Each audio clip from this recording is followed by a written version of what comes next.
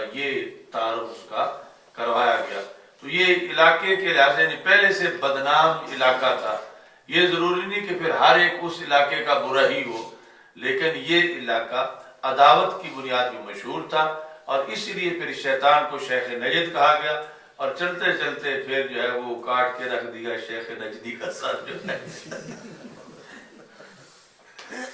یہ لیٹسٹ شیخ نجدی تک بھی بات بھی وہی پرانی چل کے آ گئی، کیونکہ رسول اکرم صلی اللہ علیہ وسلم نے جو ہے وہ ہناک الزلازل والفتن وبہا یطلع قرن الشیطان، اس کے بارے میں بتایا کہ یہاں سے شیطان کا سینگ پھوٹے گا۔ تو وہ جو بعد والا شیخ نجدی تھا وہ سینگ کی شکل میں جو نکلا امت کے لیے۔ تو یہ ہے یعنی تہامہ، یعنی آپس میں اپوزٹ ہے، نجد کے مقابلے میں ہے تہامہ۔ تو یہ جو گروپ تھا متوجہ ہوا تہامہ کی طرف، یہ پہنچا رسول اکرم صلی اللہ علیہ وسلم کے پاس نخلا میں، اس حالت میں کہ نبی اکرم صلی اللہ علیہ وسلم کا ارادہ تھا اقاز کی طرف جانے کا۔ تو یہ پرانے لفظ جو ہے، پرانے نام، اس کو پھر یہ ہر علاقے والے لوگ پھر اپنے تاریخ میں سنبھال کے رکھتے ہیں۔ ابھی سعودی عرب میں جو چند قومی اخبار ہیں ان میں سے ایک کا نام اقاز ہے، یعنی اس پرانے کلچر کی بنیاد پر، یعنی ایک کا نام جو ہے وہ المدینہ ہے، ایک کا نام مکہ ہے، الریاض ہے، الوطن ہے۔ تو یہ جو ہے اقاز اس ادبی طور پر کہ یہاں ہمارے محفلیں ہوتی تھی، جلسے واحد جاہلیت کے اندر اور خرید و فروخت۔ وَهُوَ يُصَلِّي بِأَصْحَابِهِ صَلَاةَ الْفَجْرِ فَلَمَّا سَمِعُوا الْقُرْآنَ، جب جنوں کی اس کمپنی نے جو ادھر آئی ہوئی تھی انہوں نے قرآن سنا، تَسَمَّعُوا لَهُ، بڑے غور سے سننا شروع ہو گئے کہ ہم ساری زمین پھر رہی تھی، پتہ نہیں چل، آج ہم پہنچ گئے ہیں اس نقطے پر کہ ہوا کیا ہے۔ فَقَالُوا هَذَا الَّذِي حَالَ بَيْنَكُمْ وَبَيْنَ خَبْرِ السَّمَاءِ، یہ ہے وہ چیز جو ہمارے اور آسمان کی خبر کے درمیان حائل ہو گئی ہے، یعنی یہ اللہ کا نظام ہے، یہ مضبوط سیکورٹی کی وجہ ہے، یہ کتاب ہمیں کسی طرف نہیں جانے دیتی، اس کی بنیاد پر ہمارے لیے رکاوٹیں کھڑی ہو گئی ہیں۔ فَهُنَالِكَ رَجَعُوا إِلَىٰ قَوْمٍ، تو یہیں سے وہ واپس اپنی قوم کی طرف لوٹ پڑے کہ جا کے بتائیں کہ مسئلہ حل ہو گیا ہے، یعنی پتہ تو چل گیا کہ ہے کیا، کہ ساری زمین پہ ہم چکر لگا رہے تھے تو پتہ نہیں چل رہا تھا، تو یہ پتہ چل گیا ہے۔ فَقَالُوا يَا قَوْمَنَا إِنَّا سَمِعْنَا قُرْآنًا عَجَبًا، ہم نے عجیب قرآن سنا، يَهْدِي إِلَى الرُّشْدِ، جو ہدایت دیتا ہے، رہنمائی کرتا ہے اچھے دین کی طرف۔ فَآمَنَّا بِهِ، ہم تو کلمہ بھی ساتھ ہی پڑھ آئے ہیں، یعنی پتہ چلا ہے اور ساتھ ہی اپنا آپ بھی دے آئے ہیں کہ ہم تو اس قرآن کی پارٹی بن گئے ہیں، یعنی وہ قرآن ہم نے سنا ہے، حضرت محمد صلی اللہ علیہ وسلم پڑھ رہے تھے تو ہم نے ان کا کلمہ پڑھ لیا ہے۔ وَلَن نُشْرِكَ بِرَبِّنَا أَحَدًا، ہم تو اب شرک نہیں کریں گے، یعنی جنوں کا یہ ٹولہ جو اصل میں کوئی مرض ڈھونڈنے نکلا ہوا تھا کہ کائنات میں یہ ہو کیا گیا ہے، تو خود اس کا شکار ہو کے، یعنی کیا ہو گیا ہے کہ وہ انہیں بھی ہو گیا، اور یہ اپنا کفر چھوڑ کے ایمان کی دولت سے مالا مال ہوئے۔ تو یعنی ذات رسول صلی اللہ علیہ وسلم کی طرف سفر جس نے کسی اور ارادے سے بھی کیا تو قسمت بھلی تھی، تو وہ بھی بیڑا پار ہو گیا ان کا، کہ یہ سارے جن جتنے تھے یہ پہلے مشرک تھے، اب انہوں نے توحید پرست ہونے کا اعلان کر دیا۔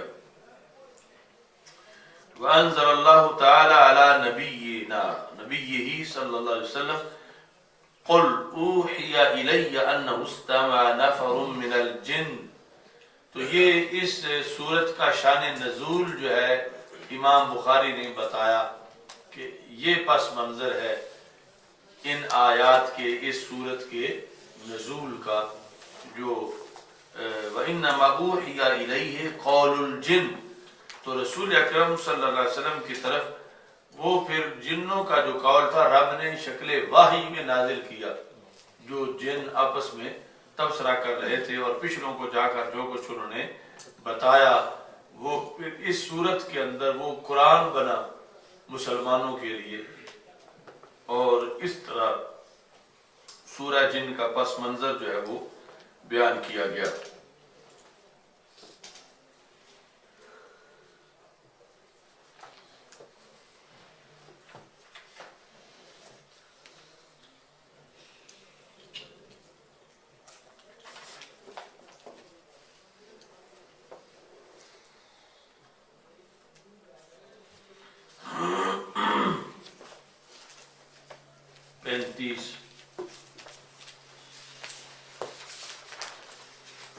دوسری لائن، حدثنا عمر بن حفص عن الاسود عن عبد الله قال بينما نحن مع النبي صلی اللہ علیہ وسلم فی غار، اس دوران کہ ہم رسول اکرم صلی اللہ علیہ وسلم کے ہمراہ تھے غار میں۔ حضرت عبداللہ بن مسعود رضی اللہ تعالیٰ عنہ کہتے ہیں یہ غار جو ہے وہ غار ہے، کون سی؟ یہ غار وہ غار ہے، غار مرسلات، غار مرسلات کہ جس میں سورہ مرسلات نازل ہوئی، اور یہ غار بھی یعنی برکت اور تبرک کے لحاظ سے ہم پلہ سمجھی جاتی تھی غار ثور اور غار حرا کے، اور صدیوں میں اس غار کے اندر جا کے درس و تدریس کی جاتی تھی حصول برکت کے لیے، یعنی شیوخ اپنے شاگردوں کو ساتھ لے کے وہاں جا کے سورہ مرسلات پڑھاتے تھے، اور یہ اب بھی قائم ہے اصلی شکل میں، لیکن نجدیوں نے اس کے رستے بھی یوں بند کر دیے ہوئے ہیں کہ رستوں کی طرف بھی کوئی رستہ نہیں ہے، حالانکہ یہ مین جگہ پر ہے، اور یہ 40-50 سالوں تک کے حاجی جو ہیں انہیں بھی خبر نہیں اس کی۔ غار مرسلات تو یہ جو مین ایریا ہے، مثلا مینا ہے، مینا میں تو ہر حاجی نے جانا ہوتا ہے اور پھر کئی دن وقوف مینا کرنا ہوتا ہے حج سے پہلے، یعنی عرفات کے وقوف سے پہلے بھی اور بعد بھی، تو یہی ایریا جو ایک تو مینا کا آگے لمبا ہے جو مختلف پل بنے ہوئے ہیں، لیکن یہ مسجد خیف والا جو ایریا ہے جہاں نزدیک شیطان ہے جمرات، تو مسجد خیف کے متوازی تقریباً جو پہاڑیاں ہیں ساتھ ان میں اوپر یہ غار مرسلات ہے۔ تو نجدیوں نے چونکہ اپنے محلات تعمیر کیے تو اس لیے سیکورٹی کے لیے، اور دوسرا کہ کوئی برکت حاصل نہ کرے کہ ان کا عقیدہ دبا ہو جاتا ہے، تو یہ ادھر اس غار کے رستوں کی طرف جو رستے جاتے ہیں وہ بھی ممنوع ہیں، یعنی کوئی یہ بھی نہیں بتا سکتا کہ وہ سامنے غار ہے اور یہ ہم بھی گزر رہے ہیں، وہ اپنے محلات کے تحفظ کے لیے ادھر کے رستے بھی سارے بند کیے ہوئے ہیں۔ تو وہ یعنی غار مرسلات کے صدیوں جس میں لوگ جو ہیں وہ حصول برکت کے لیے کہ وہ مقام تدریس ہے، یعنی وحی کے نزول کے بعد، اعلان نبوت کے بعد بطور خاص، یعنی وہاں چونکہ پوری صورت اتری اور ایک واقعہ رونما ہوا، اور بعد میں بھی کئی لوگوں نے جب وہ صورت پڑھی تو وہی واقعہ رونما ہوا، تو یہ جو وفا الوفا ہے، اور اس کے علاوہ کئی کتب میں اس کا تذکرہ ہے۔ پھر یہ جب مدینہ منورہ میں چند سال پہلے مناظرہ ہوا تھا وہاں جبل صلہ کی کٹائی کے مسئلے پر، جبل سلا جس جگہ جس کے ساتھ وہ مساجد سبا ہیں جن میں سے اکثر کو منہدم کر دیا گیا ہے، تو وہاں ٹریڈ سینٹر بنانے کے لیے کٹائی شروع ہوئی اس پہاڑ کی. تو پھر وہاں کے مقامی لوگوں نے احتجاج کیا کہ یہ پوری امت کا ورثہ ہے اور یہاں آثار رسول صلی اللہ علیہ وسلم ہے، اور جو اس پہاڑ کے اوپر کہف بنی حرام ہے، یعنی جو خندق کھودنے کے دوران رسول پاک صلی اللہ علیہ وسلم پھر گھر میں تشریف لاتے تھے، رات کو اسی غار میں قیام فرماتے تھے، جو اس ایریے میں بنی حرام قبیلے کی غار جو ہے وہ مشہور ہے اور وہ بھی باقی ہے. تو یہ 7 والا پہاڑ جب کاٹنا چاہتے تھے نقدی، جس طرح پاکستان میں کئی منصوبے بن جاتے ہیں اور آگے اس میں مسجد بھی آ جاتی ہے اس طرح، تو وہاں کے پھر مقامی جو مدینہ منورہ کی اسمبلی تھی، اس اسمبلی کے جو ارکان تھے مدینہ منورہ کی پارلیمنٹ کے، تو انہوں نے اس پہ سٹینڈ لیا اور انہوں نے جو دلائل پیش کیے برکت اور تبرک کے، وہی پرانے یعنی جو امت میں آ رہے تھے. اور اس میں انہوں نے کہا کہ اگر ابن عمر مدینہ منورہ مکہ مکرمہ سے آتے ہوئے یا جاتے ہوئے انہی جگہوں پہ نماز پڑھتے تھے جن پہ کبھی رسول پاک صلی اللہ علیہ وسلم نے پڑھی تھی، تو وہ اگر مشرک نہیں ہوتے تھے تو ہم بھی مشرک نہیں ہوں گے، تو ہمیں تم ہمارے حال پہ چھوڑ دو، ہمارے ایمان کی اتنی فکر تم نہ کرو. تو یہ ساری دلیلیں انہوں نے دی تھیں اور المدینہ اخبار میں اس وقت وہ چھپی تھی، اور وہ اخبار اس وقت میں نے محفوظ کیا تھا عربی کا. تو اس میں بھی غار مرسلات کی بھی انہوں نے دلیل بیان کی تھی اور یہ مطالبہ کیا تھا کہ ایک تو یہ جبل سرا پر کٹائی نہ کی جائے، دوسرا سارے جو آثار ہیں یہ مسلمانوں کے لیے کھول دیے جائیں اور غار مرسلات بھی کھول لی جائے تاکہ لوگ غار مرسلات کی زیارت کر سکیں. تو غار مرسلات میں پہلے یہ پڑھ لو، پھر اس کا اگلا حصہ بتاتا ہوں کہ صحابہ کہتے ہیں نحن مع النبی صلی اللہ علیہ وسلم فی غار. اب وہ غار اور اذ ہما فی الغار، یہ غار اور ہے. اذ نازلت علیہ والمرسلات، کہ رسول اکرم صلی اللہ علیہ وسلم کے ساتھ ہم غار میں تھے کہ مرسلات صورت نازل ہوئی. اس سے پہلے اس کو غار مرسلات نہیں کہتے تھے، سورت مرسلات نازل ہوئی تو پھر اس کو غار مرسلات کہا جانے لگا. فَإِنَّهُ لَيَتْلُوهَا، رسول پاک صلی اللہ علیہ وسلم پر نازل ہوئی تو آپ نزول کے بعد پڑھ رہے تھے مرسلات، اور میں آپ کے ہونٹوں سے نکلے وہ الفاظ تازہ تازہ وصول کر رہا تھا.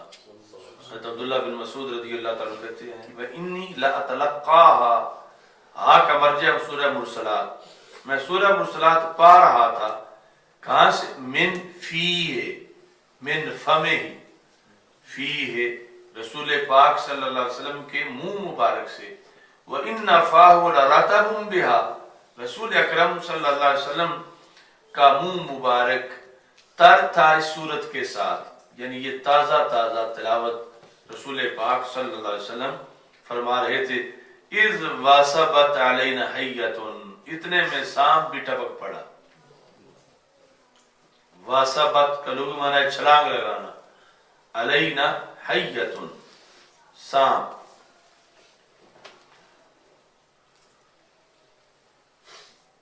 تو نبی اکرم صلی اللہ علیہ وسلم نے فرمایا اقتلوہا، اسے قتل کر دو. یعنی غار اتنی تھی، اسی میں پھر صحابہ بیٹھے ہوئے تھے اور سانپ جو ہے وہ آ دھمکا وہاں سے اچانک. تو رسول پاک صلی اللہ علیہ وسلم نے فرمایا اس کو قتل کر دو. کہتے ہیں فابتدرناها، ہم جلدی جلدی اس کی طرف بڑھے.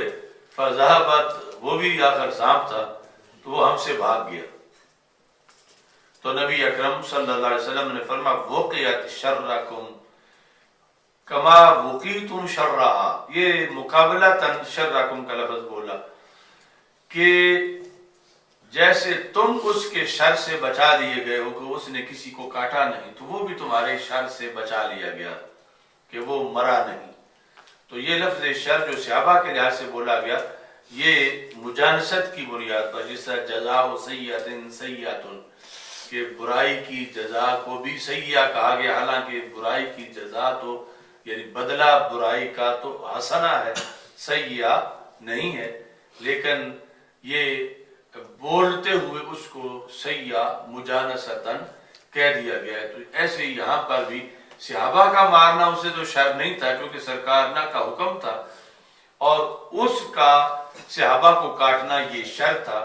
اگر کاٹتا تو فرمایا کہ وہ جس طرح تمہارے شر سے بچا لیا گیا ہے، تم اس کے شر سے جس طرح بچائے گئے وہ بھی تمہارے شر سے بچایا گیا ہے۔ قال عمر، اب یہ یہاں بھی یعنی ہماری دلیل ہے برکت اور تبرک کے لحاظ سے۔ تو یہ راوی ہیں عمر بن حفص، یعنی امام بخاری کے استاد۔ حدثنا عمر بن حفص، یہاں سے سند شروع ہو رہی ہے، اوپر جا کے صحابی ہیں عبداللہ بن مسعود رضی اللہ تعالیٰ عنہ۔ تو قال عمر حفظتہ من ابی، کہ یہ جو سورہ مرسلات ہے یہ مجھے میرے ابا جی نے پڑھائی۔ ابا جی کون؟ حفص۔ عمر کہتے ہیں کہ میں نے یہ سورت ابا جی سے یاد کی فی غار بمنا، منا کی اسی غار میں، یعنی وہ جو میں نے کہا کہ یہ پھر آگے امت میں رائج ہو گیا کہ حافظ جو ہے جب قرآن حفظ کرتے تھے تو جن سے بن پڑتا تھا جا سکتے تھے، تو وہ استاد کہتے تھے یہ سورت تمہیں وہاں جا کے حفظ کروائیں گے، تو وہاں بیٹھ کے پھر وہ سورت حفظ کرتے، یا حفظ کی ہوتی تو اس کی تفسیر وہاں جا کے پڑھاتے۔ اس طرح رائج تھا کبھی امت میں، اور آج نام بھی رائج نہیں رہا۔ یعنی آج کسی حاجی سے پوچھو کہ کون کون سا غار دیکھا ہے، چلو گئے نہیں دور سے ہی، تو غار مرسلات کا تو نام بھی کوئی نہیں لے گا۔ اور آج ہی نہیں کئی سالوں اس کے حاجیوں سے پوچھ لو کہ تم نے کوئی غار مرسلات بھی دیکھی ہے وہاں پہ، یا غار مرسلات مدینہ منورہ میں یا مکہ مکرمہ میں، تو یہ بھی مشکل ہے، کیونکہ انہوں نے اس کا نام تک جغرافی تاریخ سے ہی ختم کر دیا، اور ہے اتنا بڑا متبرک مقام اور اتنا امت میں یہ مشہور تھا اور اس کا اتنا اہتمام تھا۔ تو امام مجد الدین فیروز آبادی جو ہیں وہ اپنے شاگردوں کے ہمراہ گئے وہاں پر، یعنی ظاہر ہے کہ وہ عربی نہیں تھے، دور کا سفر کیا تو اپنی پوری کلاس ہاتھ لے گئے۔ اس زمانے میں نہ کوئی ویزے کی پابندی تھی، نہ کوئی پاسپورٹ کا مسئلہ تھا، تو وہ چلتے چلتے سفر کرتے کرتے یعنی حرمین شریفین میں پہنچے تو اس غار میں چلے گئے کہ یہ سورہ مرسلات پڑھنے کا مقام ہے۔ تو جب سورہ مرسلات انہوں نے پڑھائی تو پھر سانپ نمودار ہوا۔ یہ نہیں ضروری کہ وہی ہو پرانا، بہرحال یہ لکھا ہے کہ سانپ پھر نکل آیا۔ تو سانپ جو ہے سانپ ہو کے بھی ابھی تک وہ پرانی یادیں قائم رکھے ہوئے ہے، مگر یہ جو نجدی سانپ ہے انہوں نے ہر چیز جو ہے وہ مٹانے کی کوشش کی ہے۔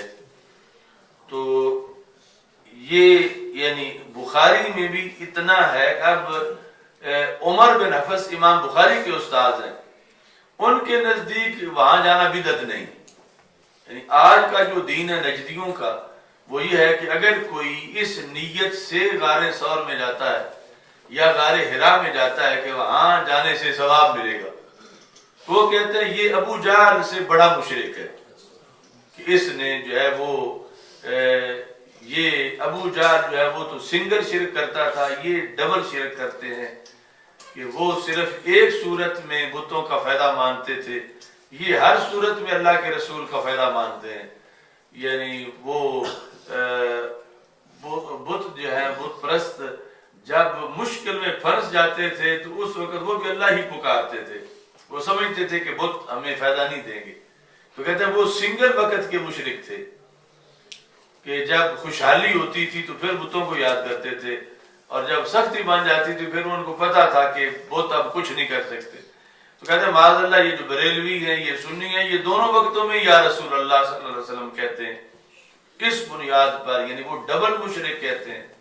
بدلے لکھا ہے انہوں نے اپنی کتابوں میں، ہزاروں کتابوں کے اندر جو چھوٹے چھوٹے رسالے ہیں. اتنا یعنی شدید شرکیہ پراپوگنڈا ہے ان کا. اور پھر جو حاجی جاتے ہیں جو عمرے پر جاتے ہیں ان سب کے خلاف یہ فرقہ وارانہ لٹریچر ہر شریف سے تقسیم کیا جاتا ہے. تو ادھر جو ہے وہ امام بخاری کے استاد عمر جو ہیں ان کا عقیدہ، ان کے ابا جی کا بھی عقیدہ ہے. تو کوئی بھابی ہوتا تو نجدی کہتے یہ گھر بیٹھ کے نہیں پڑھ سکتے سورہ مرسلات، وہاں جانے کا کیا مطلب ہے؟ وہاں کوئی علیحدہ سورہ مرسلات ہے، وہاں کوئی علیحدہ زمین ہے. لیکن یہ امت کا عقیدہ تھا، امام بخاری کے اپنا عقیدہ تو کا استادوں کا بھی، دادا استاد کا بھی یہ عقیدہ تھا کہ جہاں رسول پاک صلی اللہ علیہ وسلم کبھی بیٹھے، ان کو بھی تو کافی زمانہ گزر چکا تھا سرکار دو عالم صلی اللہ علیہ وسلم کا، لیکن پھر بھی یہ ان کا نظریہ تھا، عقیدہ تھا. اب اگر یہ چیز شرک ہے تو امام بخاری کے تو استاد مشرک ہوئے. خود امام بخاری جس وقت اس روایت کر رہے ہیں تو خود مشرک ہوئے. ان لوگوں کو اگر انہوں نے اپنا جو مسلک بنا رکھا ہے اس پہ قائم رہنا ہے تو پھر اپنا کوئی بخاری ڈھونڈنا پڑے گا. کیونکہ یہ جتنے سیاستہ کے امام ہیں یا ان کے جو اساتذہ ہیں ان سب سے وہ نظریات ثابت ہیں جو اہل سنت کے نظریات، یعنی جو اعلی حضرت کے اہل سنت کے ہمارے نظریات ہیں وہ ان سب کے اوپر پائے گئے ہیں کسی نہ کسی شکل کے اندر. اور جس کو یہ شرک قرار دیتے ہیں تو مشرک کی حدیث معتبر نہیں ہوتی، تو پھر کوئی نئی سندیں ڈھونڈنی چاہیے. نئی سندیں ہیں نہیں زمانے میں، جو ہیں وہ بریلویوں والی ہیں. یعنی بعد میں جنہیں بریلوی کہا گیا جس نقطہ نظر کو، اگر اس وقت تو بریلوی نہیں کہا جاتا تھا لیکن بعد میں جس کا نام انہوں نے بریلوی رکھ دیا کہ یہ تو بریلوی ہے، تو اوپر وہ پھر سارے بریلوی ہیں کہ ان میں یہ چیزیں پائی گئی. قال عمر حفظته من ابی فی غار بمنا، کہ منا میں جو غار ہے غار مرسلات، وہاں میں نے اپنے ابا جی سے یہ سورت حفظ کی. باقی دوسری حدیث تو تم نے پڑھی ہوگی نا پیچھے زائد صاحب کے حصے میں، جو مساجد علی طرق المدینہ پڑھ لی ہے. اس میں یعنی وہ سب سے واضح دلیل ہے، یعنی ابن عمر رضی اللہ تعالی عنہ، پھر ان کے آگے بیٹے، پھر ان کے بیٹے کے آگے شاگرد، کہ ابن عمر جو ہیں وہ جہاں نماز پڑھتے تھے ڈھونڈ کے کہ کبھی رسول پاک صلی اللہ علیہ وسلم نے یہ پڑھی، تو پھر ان کے بیٹے ڈھونڈ کے پڑھتے تھے سالم کہ کبھی ابا جی نے یہاں پڑھی، اور پھر سالم کے جو شاگرد ہیں وہ کہتے کبھی ہمارے استاد صاحب نے یہاں پڑھی.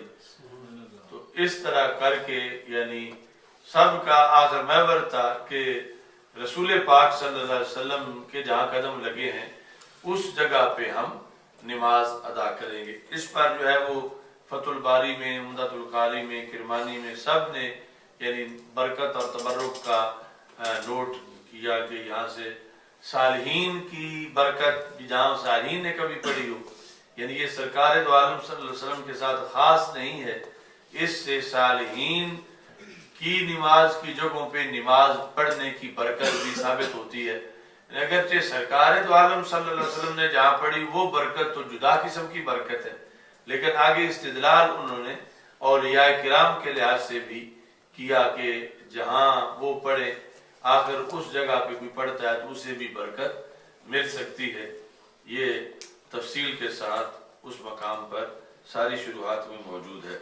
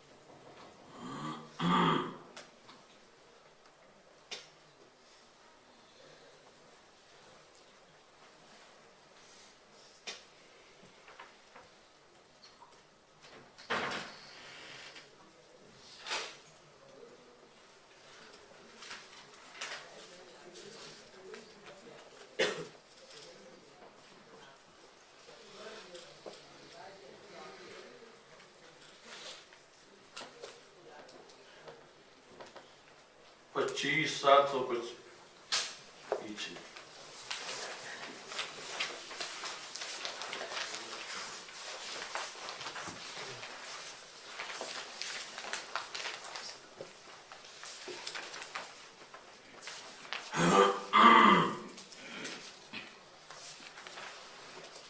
باب قوله تعالی وما آتاکم الرسول فخذوه وما نهاکم عنه فانتهوا. نظر آیا؟ جی.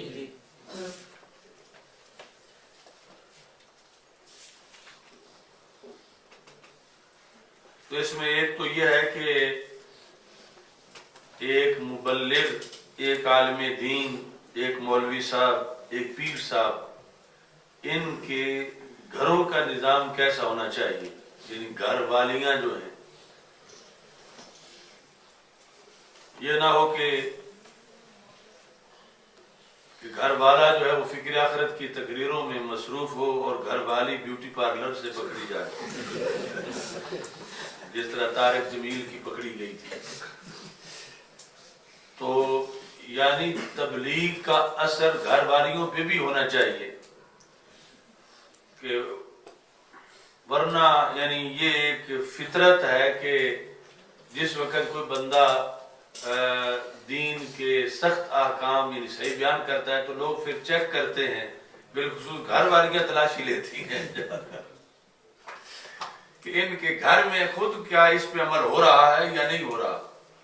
اور جب علماء کے اور پیروں کے گھروں کے اندر حالت جو ہے وہ ناگفتہ بے ہو اور اسی دین کی خلاف ورزی ہو رہی ہو تو پھر جو ہے وہ نقصان ہوتا ہے دین کا، کہ لوگ پھر متنفر بھی ہوتے ہیں اور وہ اس پیغام پر عمل کرنے کے لحاظ سے بھی لوگوں میں مسائل پیدا ہوتے ہیں. اور پھر آخرت کا مسئلہ بھی بنتا ہے کہ اس بنیاد پر یعنی علماء کو اپنے گھروں میں اور جو ان کی بیگمات ہیں ان کے لحاظ سے یعنی پوری طور پر ان کا ذہن مذہبی بنانا چاہیے، اور یہ کہ وہ جس قدر ہو سکے فیشن سے دور رہیں اور سنت کے مطابق وہ اپنا طریقے حیات جو ہے وہ رکھیں.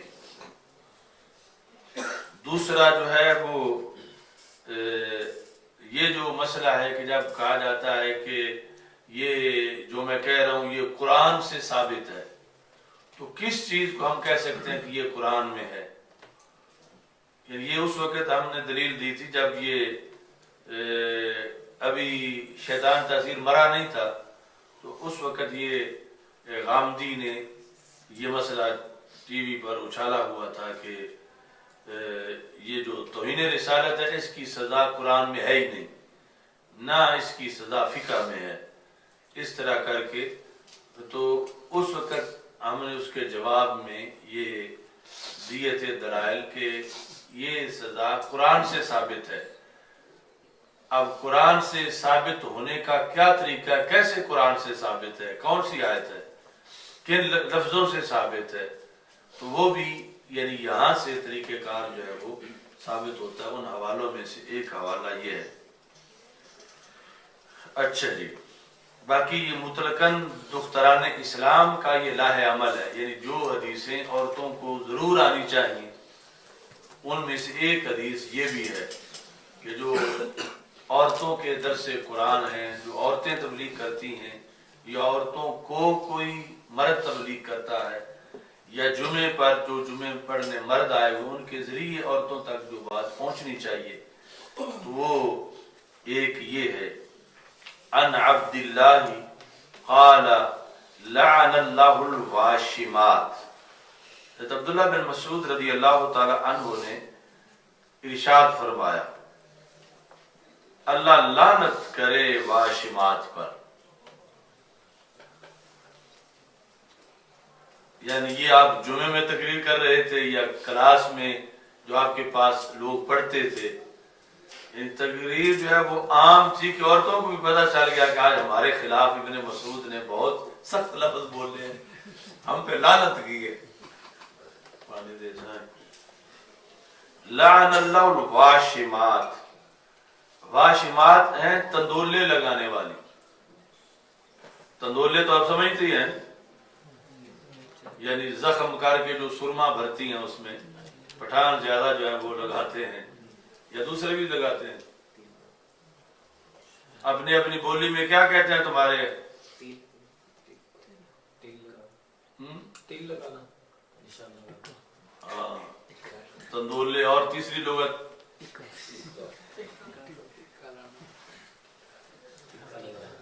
टीका।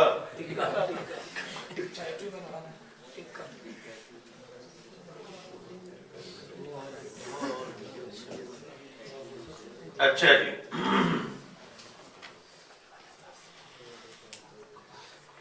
या 5 नंबर पे लिखा हुआ देख लो, वहीं यगरेज़ा युगराज़ा उद्वम मिनल आज़ाए बिनहविल इबराते,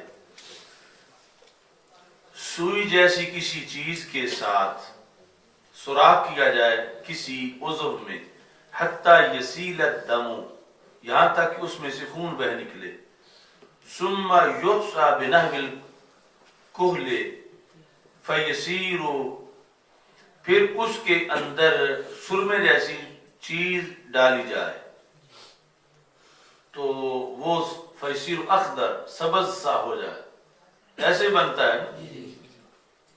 यानी ये वाशिमात का तर्जुमा लिखा हुआ है कि जो इस तरह करती हैं, यानी अपने ऊपर या किसी के जिस्म पर, यानी वो औरतें जो तंदोले लगाने का काम करती हैं, उनको बुलाया जाता है कि तुम ये काम कर जाओ, ये हैं वाशिमात, ये लानती हैं कि लान अल्लाह, अल्लाह की लानत है ऐसी औरतों पर। आगे दूसरा है, असल जो लफ्ज है वो है मुतवश्शिमात,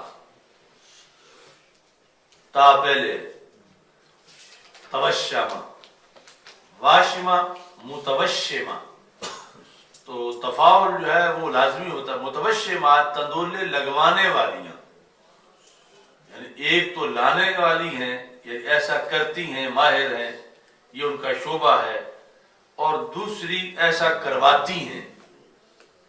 और इस जगह दूसरी हदीसों में मुस्तौशिमात भी है, बाब इस्तिफाल, यानी वशम तलब करना, मतलब है तंदोले लगवाना। तो ये अब्दुल्लाह बिन मसूद रदी अल्लाह ताला ने कहा, तंदोले लगाने वाली जो तिल लगाती हैं और जो लगवाती हैं ये लानती हैं, अल्लाह की इन पर लानत हो। मुंह भर के उन्होंने अच्छी तरह ये तकरीर की। आगे वल मुतनम्मिसात, मुतनम्मिसात पर भी लानत हो।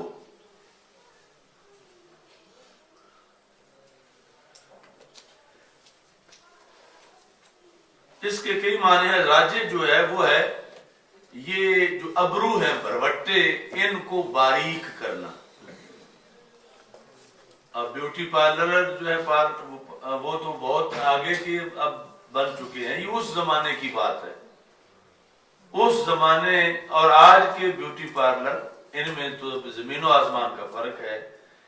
उस जमाने के अंदर जो ये काम किया जाता था, तो अब्दुल्लाह बिन मसूद ने कहा इन पर भी लानत है। जो मुतनम्मिसात हैं वो हजरत साहब के मंग कर गए हैं, सब टोपी वाले। अच्छा जी, मुतनम्मिसात यानी यो सोच रहे हैं फिर तो जन्नत जाना राय कोई नहीं।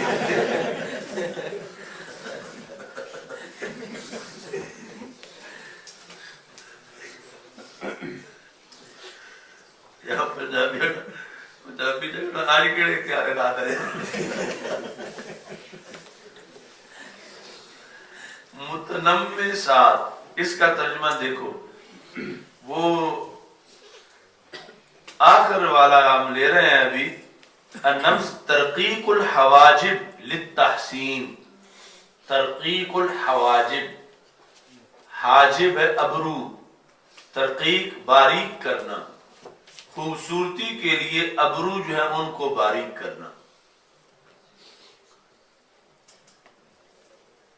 خوبصورتی کے لیے ابرو جو ہے ان کو باریک کرنا. یعنی آج سے 14 صدیاں پہلے یہ جو اس کی پرائمری حالت تھی، اب تو اس پر پی ایچ ڈی ہو گئی ہے.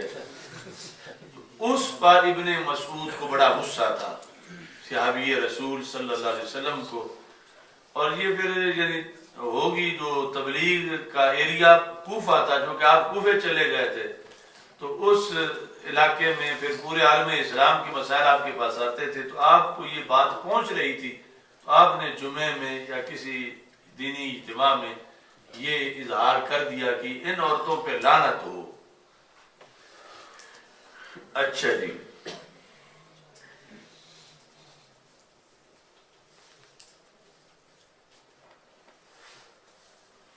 اس کے ساتھ آپ نے فرما والمتفلجات، متفلجات پر بھی لعنت ہو. متفلجات یہ ہے کہ دانت باریک کرنا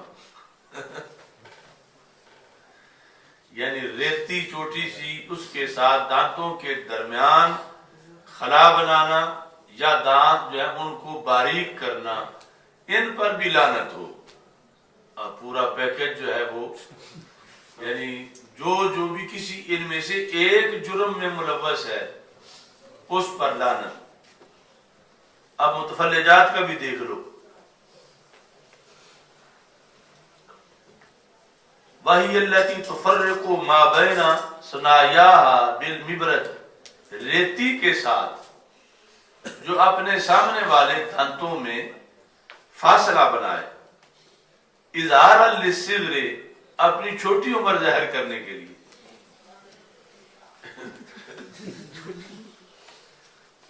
وَهِيَ عَجُوزٌ، حالانکہ ہے بوڑھی.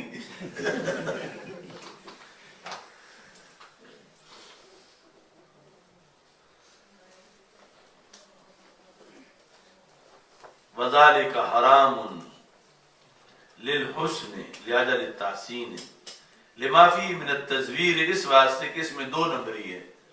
یعنی یہ جھوٹ ہے کہ ہے بڑی عمر کی، شو چھوٹی عمر کرنا چاہتی ہے اس طرح کر کے.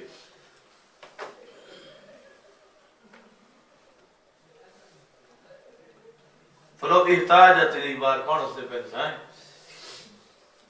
اگر علاج کے پیش نظر کوئی اس کو ایسا مسئلہ ہو تو پھر حرام نہیں. او عیب فی سن فلا. اب یہ جو تقریر تھی جمعے کا، یہ موضوع تھا، تو متفلجات للحسن، آگے ایک رہے گی المغیرات خلق اللہ، جو تبدیل کرنے والی ہیں اللہ کی تخلیق کو.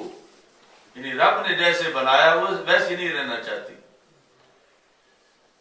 اس وقت تو اس کا کوئی میجر طریقہ نہیں ہوگا. یہ جو آج آ کر تو اس کے واضح طور پر جو ہے وہ بنے، وہ آپ سب کو معلوم ہوں گے. مغیرات خلق اللہ، یعنی اللہ کی تخلیق کو بدلنا.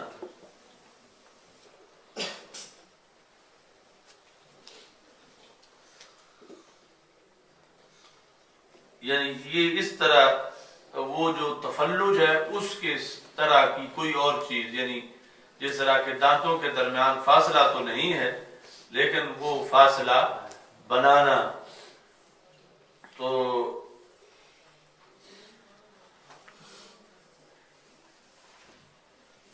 اب یہ جو عورتیں کرواتی ہیں یا مرد، جس سے ان کے چہرے پہ جھرڑیاں پڑی ہوئی ہیں تو وہ دور کراتی ہیں، یا بیرون ملک وہ بڑا مہنگا جو ہے وہ علاج ہوتا ہے. اب وہ مشہور عورتیں سیاسی جو ہیں وہ ان کے بارے میں ایک دوسرے کے پر وہ الزام لگاتے رہتے ہیں. مریم نواز یا کبھی بینظیر بھٹو کے بارے میں کہتے تھے. تو بہرحال وہ مغیرات خلق اللہ اس وقت تو بہت کوئی معمولی قسم کا ہوتا ہوگا. ان سب پر حضرت عبداللہ بن مسعود رضی اللہ تعالی عنہ نے لعنت کر دی. فَبَلَغَ ذَلِكَ امْرَأَةً مِّن بَنِي اسد، تو مردوں نے جا کے پھر بتایا گھروں میں، تو اس طرح یہ لعنت پہنچ گئی. یعنی تو لعنت جب پہنچی تو بنی اسد کی ایک عورت تھی، یعنی عام نہیں تھی، نہ کو وہ فیشن باز تھی، لیکن دینی علوم کے لحاظ سے ان کو یہ تھا کہ یہ ابن مسعود زیادتی کر رہے ہیں، یعنی اتنی سختی ہے نہیں جتنی انہوں نے کر دی ہے. یعنی خود وہ کوئی گنجائش لینے والی نہیں تھی، نہ خود کوئی ایسا کرنے والی تھی، اور قرآن و سنت کی ماہر تھی. ان کا جھگڑا یہ تھا کہ جس چیز کی جو حد ہے وہ بیان کرنی چاہیے. اب یہ جو انہوں نے لعنت تک کر دی ہے ان کاموں پر، تو یہ تو بہت بڑا مسئلہ بن گئی، یہ تو جسارت بن گئی ہے معاذ اللہ، کہ ایسا ہے نہیں جس طرح انہوں نے کر دیا. چلو روکیں ان کو، لیکن لعنت تو نہ کریں. یہ ان کا موقف تھا ام یعقوب رضی اللہ تعالی عنہا کا. یہ بالغ ذالک امرأة من بنی اسد یقال لها ام یعقوب، بنی اسد کی ایک عورت تھی جن کا نام ام یعقوب تھا. ان تک بھی بات پہنچی کہ ابن مسعود نے آج اتنی سخت تقریر کر دی ہے عورتوں کے بارے میں. تو وہ آ گئی جہاں ابن مسعود کا مرکز تھا، مرکز میں یعنی گھر میں نہیں، جو ان کا مدرسہ تھا یا مسجد تھی جہاں رہتے تھے اکثر، وہاں وہ آ گئی ام یعقوب رضی اللہ تعالی عنہ. اور ان کا یعنی ابن مسعود بیت کنیف مولع علما، جن رسول پاک صلی اللہ علیہ وسلم نے فرمایا کہ ابن مسعود علم کا بھرا ہوا گھر ہے. ان سے بات کرنا یہ بھی کوئی عام سی بات نہیں تھی. اور پھر ام یعقوب یعنی مناظرات کرنے چلی گئی، تو ان کی علمی حیثیت بھی بڑی پختہ تھی اور بہت ماہر تھی قرآن و سنت کی، کہ ہر آیت ہر حدیث پر پورا ان کو دسترس تھی کہ کیا ذکر ہے، کتنا کوئی حکم، اس کا سختی کتنی کرنی چاہیے، وہ مکروہ تک ہے یا حرام تک ہے. تو ان کے نزدیک لعنت نہیں بنتی تھی ان کاموں پر، اور حضرت ابن مسعود لعنت کر رہے تھے، تو یہ جھگڑنے چلی گئی. فجات فقالت انه بلغني انك لن تكيت وكيت. تو یہ طریقہ ہے پہلے سے ہی کروایا کہ کہیں ایسا نہ ہو کہ یہ میں جا کے کہوں کہ یہ ناجائز ہے. کم از کم وہ اقرار تو کریں کہ میں نے یہ کہا ہے، پہلے اقرار کرواؤں اور پھر آگے بات کروں. تو اگر انہوں نے وہ کہیں کہ میں نے تو ایسا کہا ہی نہیں، تو پھر تو جھگڑا بنتا ہی نہیں. اگر وہ کہیں کہ میں نے کہا ہے تو پھر میں ان سے جھگڑوں. مجھے یہ بات پہنچی ہے انک لعنت کیت وکیت، کہ آپ نے فلانی پہ لعنت کی ہے. مجھے یہ پہنچی ہے، یعنی یہ اب دو صورتیں ہیں. ہو سکتا ہے آپ نے نہ کی ہو، کسی نے جھوٹ بول دیا ہے، یا یہ ہے کہ آپ نے واقعی کی ہے اور مجھے تک پہنچی ہے. یہ دو جدا جدا کام ہے. تو مجھے بہرحال یہ پہنچی ہے، آپ نے پتہ نہیں کی ہے یا نہیں کی، تو مجھے یہ پہنچی ہے. تو انہوں نے کہا وَمَا لِي لَا أَعْلَنُ مَنْ لَعَنَ رسول اللہ صلی اللہ علیہ وسلم، تو میں اس پہ لعنت کیوں نہ کروں جس پر اللہ کے رسول علیہ السلام نے لعنت کی ہے. یعنی وہ آگے سے صرف اقرار ہی نہیں کر رہے، ساتھ انہوں نے حوالہ بھی دے دیا کہ یہ میرا موقف نہیں ہے، یہ تو اللہ کے رسول علیہ السلام کا موقف ہے. اور ساتھ یہ کہا کہ وہ من ہوا فی کتاب اللہ، جن پر لعنت قرآن میں کی گئی ہے میں کیوں نہ کروں. ہن کام پکے پتی ہے. تو ابن مسعود رضی اللہ تعالی عنہ آپ نے اگلا سٹیپ لے لیا کہ میں نے تو قرآن پہ عمل کیا اور میں نے سنت پہ عمل کیا. اور ام یعقوب بھی پوری تیاری کر کے گئی ہوئی تھی کہ ایک بار اقرار کریں صحیح، یہ میں پوچھ لیتی ہوں. تو انہوں نے آگے سے یہ لفظ بولے مالی لا العنو، مجھے کیا ہے کہ میں لعنت نہ کروں، یعنی میں تو ضرور کروں گا، جب اللہ نے کی ہے، اللہ کے رسول علیہ السلام نے کی ہے تو مجھے پھر کیا ہے، یا میرے کرنے میں حرج کیا ہے. اچھا جی، مالی لا العنو ملعنا، ملعنا یہ مفعول بھی ہے کہ میں اس پہ لعنت نہ کروں جس پہ رسول اللہ صلی اللہ علیہ وسلم نے لعنت کی ہے، ومن ہوا فی کتاب اللہ، جس پہ لعنت قرآن میں ہے. قرآن میں جن پر لعنت ہے میں ان پہ لعنت کیوں نہ کروں. اچھا جی، اب یعقوب بولیں. یہ یعقوب کا ہی علمی مقام تھا کہ ابن مسعود رضی اللہ تعالیٰ عنہ کے سامنے سٹینڈ لے گئیں. کہتی ہیں قالت لقد قرأت ما بین اللوحین، یہ جو دو گتوں کے درمیان والا قرآن ہے یہ تو میں نے سارا پڑھا ہے. یعنی اتنا مطالعہ تھا ان کا کہ انہوں نے کہا قرآن تو پورا مجھے آتا ہے اور کسی ایک آیت میں بھی یہ لعنت ذکر نہیں. تم کہتے ہو کہ ان پر لعنت قرآن میں ہے. یعنی ایک تو ہے نا کہ یہ کہتی چلو میں جا کے دیکھتی ہوں، مہینہ قرآن کے ورقے کھنگالتی رہتی ورق گردانی کر کے کہ مجھے تو نہیں ملی، آ کے مہینے کے بعد یا ہفتے کے بعد انہیں پورا یاد تھا، یعنی مطلب بھی. تو انہوں نے فوراً کہا پورے قرآن میں تو یہ کہیں بھی نہیں جو آپ کہہ رہے ہو. فقالت، انہوں نے یہ کہا لقد قرأت ما بین اللوحین، یہ مبالغہ ہے کہ چند ورقے نہیں، چند سطرے نہیں، جو دو گتوں کے درمیان ہے وہ سارا ہی میں نے پڑھا ہوا ہے. یعنی اگر صورتوں کے نام لکھے ہیں باہر یا کچھ اور، وہ بھی بین اللوحین آ رہا ہے، میں سب جانتی ہوں، میں نے سارا پڑھا ہے. فما وجدت فیہ ما تقول، جو آپ کہہ رہے ہو وہ یہ تو اس میں نہیں ہے. اب جھگڑا ہے کہ وہ کہتے ہیں قرآن میں ہے، یہ کہتی ہیں قرآن میں نہیں ہے. فما وجدت فیہ ما تقول، تو حضرت عبداللہ بن مسعود کا آپ جواب سنو، یہ صحابہ کے مناظرے ہیں. قال، آپ نے فرمایا لئن کنت قرأتیہ لقد وجدتیہ، پھر تسا پڑھیا کتھے.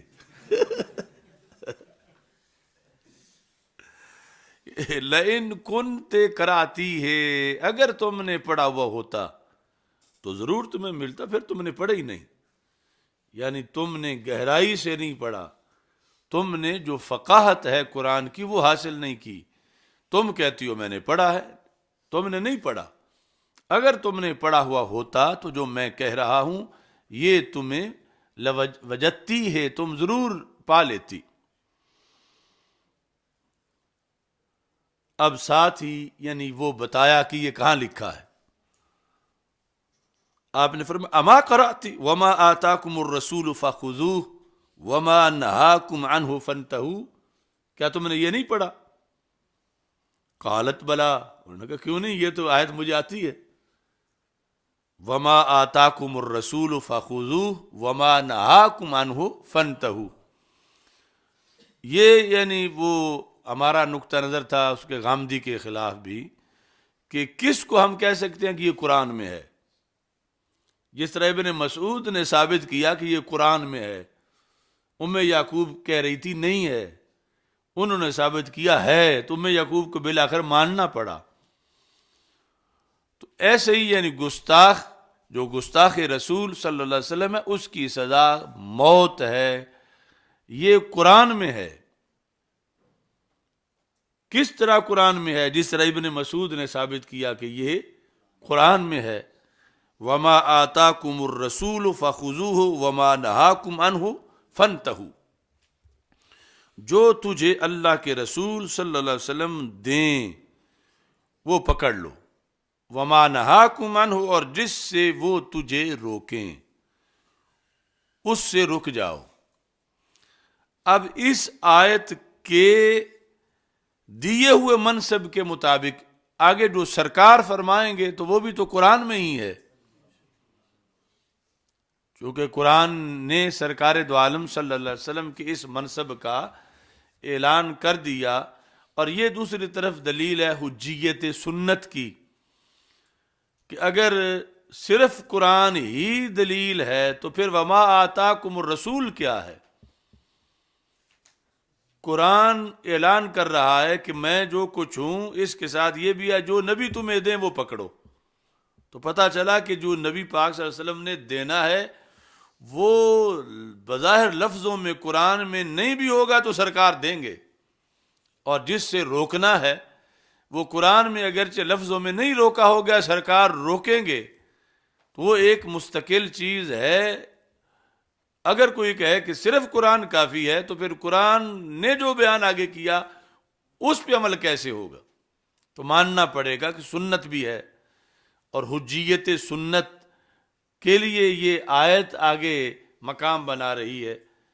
تو یہ آیت آپ نے فرمایا کہ تم نے نہیں پڑھا قرآن، کیا تم نے یہ آیت نہیں پڑھی؟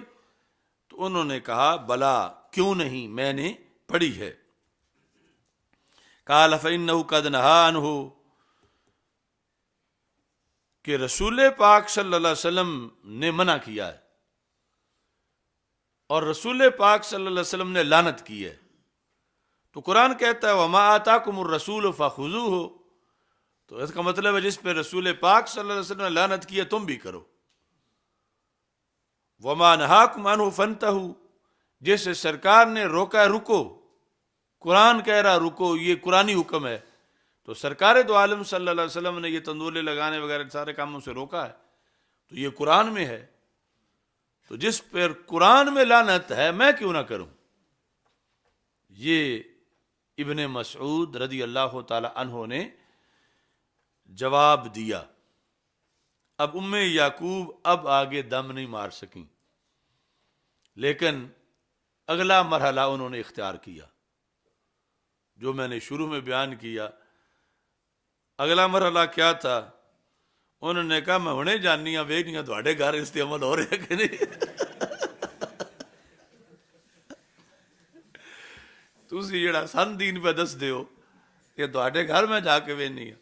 یعنی وہ علمی طور پر اب آگے جواب نہیں دے سکیں، انہیں یہ ماننا پڑا کہ آیت تو ہے اور آیت کا مطلب بھی یہ بنتا ہے، تو پھر آپ نے صحیح کہا، لیکن یہ پھر گھر میں لاگو نہیں ہوگا اس طرح، یہ انہوں نے خدشے کا اظہار کیا۔ اچھا جی، تو انہوں نے کیا کہا؟ قالت فإنی ارا، یہ مجھے دکھایا گیا ہے، یعنی میری رائے یہ ہے، مجھے لگتا اس طرح ہے، قطعی طور پر نہیں کہا کہ بالکل تمہارے گھر میں تو اس کی خلاف ورزی ہے۔ ارا اہلو کا یفعلونہ، مجھے لگتا ہے تمہارے گھر والے تو تندولوں والا کام کرتے ہیں، یعنی یہ جن چیزوں پہ تم نے لعنت کی ہے یہ تمہارے گھر مجھے لگتا ہے یہ سارے کام ہوتے ہوں گے۔ یہ ام یعقوب نے بھرے مجمع میں جہاں بات چیت ان کی ہو رہی تھی ابن مسعود رضی اللہ تعالیٰ عنہ سے، انہوں نے یہ خدشے کا اظہار کر دیا، قطعیت سے نہیں کہا، قطعی طور پر ہوتا پھر تو الزام لگ جاتا اور آگے نہ ہوتا تو پھر جھوٹ بنتا، تو یہ کہا کہ یعنی یہ اتنی چیز رائج ہو چکی ہے کہ ایسا تو تمہارے گھر بھی ہوتا ہوگا، کچھ نہ کچھ ان میں سے جن چیزوں پر تم نے لعنت کی کوئی ایک آدھی تو پائی جائے گی وہاں پر۔ تو ابن مسعود اتنے دلیر تھے اور یہی تیاری کر کے بیٹھے ہوئے تھے، اس لیے میں نے کہا کہ علماء کو پہلے سے یہ تیاری رکھنی چاہیے، اللہ کو جواب دینے کے لیے بھی اور پھر بندوں کو جواب دینے کے لیے بھی۔ تو جب ام یعقوب رضی اللہ تعالی عنہا نے یہ کہا فإنی ارا اہلک یفعلونہ، قال، آپ نے فرمایا فاذهبی، میں یہاں بیٹھا ہوں تم جاؤ، یہ نہیں کہ میں پہلے جا کے ایک مرتبہ سمجھاؤں ان کو اور پھر تم چیکنگ کرنے جاؤ۔ آپ نے فرمایا فاذهبی، ابھی جاؤ، فاذهبی فانظری، اور جا کے تم معائنہ کر لو۔ یعنی یہ ایک جملہ بولنے کے لیے بہت سا بندوبست کرنا پڑتا ہے، تب اس جملے کا حق ادا ہوتا ہے۔ یہ نہیں کہ بیوی بیوٹی پارلر پہ ہو اور ادھر فکر آخرت جو ہے وہ طارق جمیل کی زبان پہ چھائی ہوئی ہو۔ تو آپ نے فرمایا کہ فذهبی، جاؤ، فانظری۔ ام یعقوب بھی ام یعقوب تھی، معاف نہیں کیا کہ چلو انہوں نے کہہ جو دیا ہے تو میں کہتے ہیں ٹھیک ہے۔ فذهبت، وہ چلی گئیں۔ فناظرت، انہوں نے جا کے گھر کا ماحول دیکھا، حضرت عبداللہ بن مسعود رضی اللہ تعالی عنہ کے گھر کا ماحول۔ فلم تری من حاجتها شیئا، کوئی چیز بھی نہ پکڑی گئی۔ فلم تارا، نہ دیکھا ام یعقوب نے، من حاجتها، ان مطلوبہ چیزوں میں سے، شیئن نکرہ تحت النفی، کچھ بھی، یعنی نہ واشمات ہے، نہ متوشمات ہے، نہ مفلجات ہے، نہ مغیرات ہے، اس کا کوئی شعبہ کسی لحاظ سے بھی کوئی خلاف ورزی۔ مائی صاحبہ جو گھر بیٹھے تھے، حضرت عبداللہ بن مسعود رضی اللہ تعالی عنہ کی اہلیہ محترمہ اور ان کی بیٹیاں وغیرہ، کہیں اسے کوئی بھی قابل اعتراض چیز ام یعقوب رضی اللہ تعالیٰ عنہ کو نہ ملی، لیکن گئی ضرور چیک کرنے کے لیے تو نہ ملی۔ اچھا جی، اب آگے اختصار ہے کہ پھر واپس آئیں، یا ابن مسعود اتنے میں پھر پڑھا کے فارغ ہو کے گھر پہنچے تو یہ چیکنگ کر کے نتیجہ نکال کے بیٹھی ہوئی تھی۔ تو انہوں نے کہا بالکل، واقعی ابن مسعود تمہارے گھر میں تو بالکل اس پہ عمل ہو رہا ہے۔ یعنی میں حیران ہو گئی ہوں کہ کوئی بھی خلاف شرع بات تمہاری جو خواتین خانہ ہیں ان میں نہیں پائی گئی، اور تم نے دلیل میں بھی لویا منوا لیا اور عمل کے لحاظ سے بھی کہ جو تم کہتے ہو اس پر تمہارا عمل بھی ہے۔ تو ابن حضرت عبداللہ بن مسعود رضی اللہ تعالیٰ عنہ نے آگے جواب میں کیا فرمایا؟ آپ نے جواب میں یہ فرمایا، لو کانت کذالک ما جامعتنا، اگر میری بیوی نے یوں کرنا ہوتا تو پھر وہ ایک دن بھی میری بیوی نہ رہتی۔ لو کانت کذالک، لو کانت کذالک ما جامعتنا، اگر وہ ایسی ہوتی، یعنی میری گھر والی جیسی تم توقع کر رہی تھی، تو پھر وہ میرے نکاح میں نہیں رہ سکتی تھی، پھر وہ علیحدہ ہو چکی ہوتی۔ تو اس طرح کر کے یعنی یہ تفتیش بھی ہوئی، اور تفتیش کے اندر بھی حضرت عبداللہ بن مسعود رضی اللہ تعالیٰ عنہ کامیاب نکلے۔ یعنی یہ کنایا ہے طلاق سے، ما جامعتنا، کہ میں طلاق دے چکا ہوتا ان میں سے کوئی کام اگر ان کے اندر پایا جاتا۔ تو یہ اب ایک تو عورتوں کے لحاظ سے، یعنی یہ آپ سارے لوگوں نے تقریر بھی کرنی ہے جمعے پر، مگر اتنی سخت نہیں کرنی کہ پہلے دن ہی کوئی تلاشی لینے پہنچے تو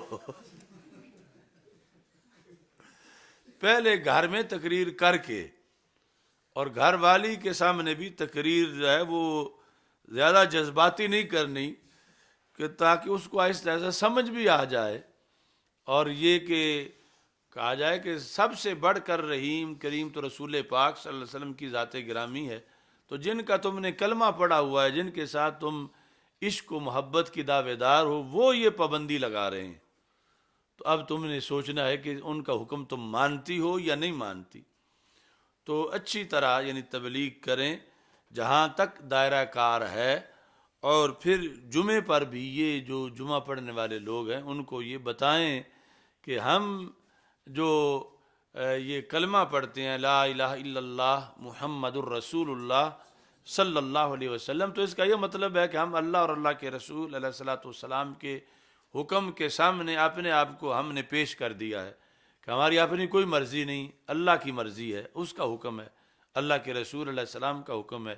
تو سرکار نے تو یہ فرمایا ہوا ہے، تو اب سرکار ہی کی نافرمانی جب گھر میں اتنی ہو، آگے پھر تم توقع کرو کہ اولاد نیک ہو، دعائیں قبول ہوں، برکتیں حاصل ہوں، اور جو بھی آرزویں ہیں وہ کیسے حاصل ہوں کہ جب رسول پاک صلی اللہ علیہ وسلم کے دین کے ساتھ گھر میں ہی یہ سلوک کیا جا رہا ہے۔ تو اس طرح کر کے یعنی اپنے گھروں کو اچھی طرح ستھرا کریں، اور پھر وہ عورتیں بھی آگے اس کی مبلغہ بنیں۔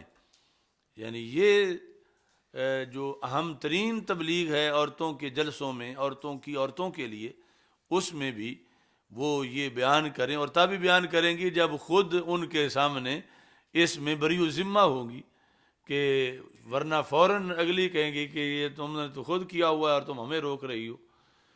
تو اتنا اہم ہے۔ اور ساتھ یہ ہے کہ یہ جو ہمارا فقہی اسلوب ہے اہل سنت کا، یا جو چاروں فقہ ہیں، یعنی وہابیت اور رافضیت کے مقابلے میں یہ ہماری دلیل ہے، جو غیر مقلدیت ہے ان کے مقابلے میں، کہ کوئی چیز ثابت کرنی ہو کہ یہ قرآن میں ہے تو اس کا طریقہ کیا ہے۔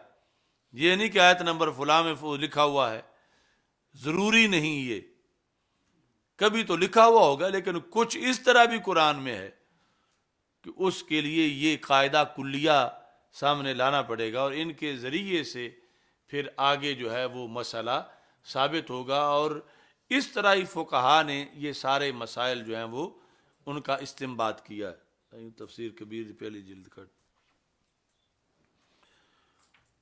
اس کے پھر بہت سے دلائل ہیں، یعنی ائمہ نے اپنی اپنی کتابوں کے اندر یہ استدلالات جو ہیں وہ پیش کیے، کہ ایک چیز کا دعویٰ کیا کہ وہ قرآن میں ہے، اور پھر جب پوچھا گیا کہ قرآن میں کہاں ہے تو اس پر پھر انہوں نے جو طریقہ استعمال کیا، اس کے آج ہم امین ہیں، ہم اس کے وارث ہیں، اور وہ آج اہل سنت و جماعت کے پاس ہے، اور اسی وجہ سے یعنی اسلام دین کامل ہے، اور ہر مسئلے کا حل قرآن و سنت میں موجود ہے۔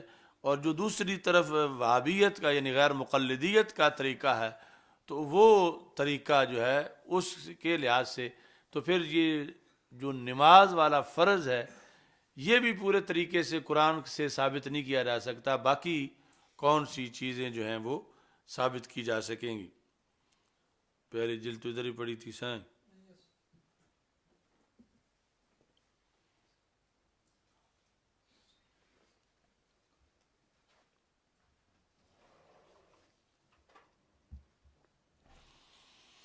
تو امام شافعی رحمۃ اللہ علیہ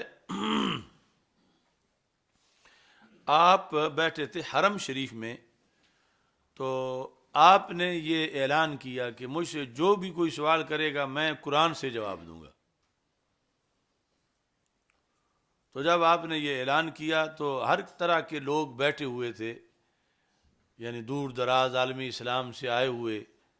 تو ایک بندے نے سوال کیا، ما تقول فی قتل الزنبور فی حالت الاحرام، کہ اگر حالت احرام میں کوئی بندہ زنبور کو قتل کرے، زنبور ڈیمو اپنی اپنی لغت میں یاد کر لو،